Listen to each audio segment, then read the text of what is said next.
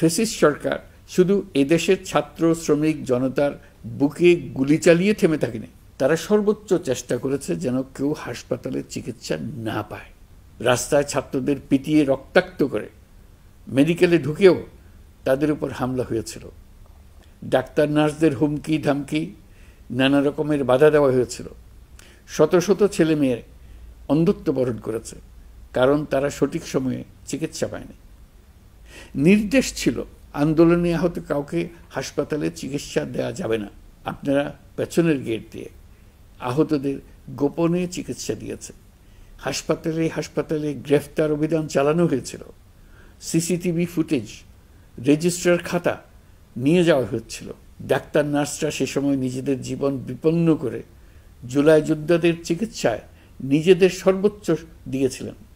2 চিকিৎসক বোনকে আমরা দেখেছি নিজ উদ্যোগে গ্যারেজের মধ্যে অস্থায়ী ক্লিনিক তৈরি করে চিকিৎসা দিয়েছেন।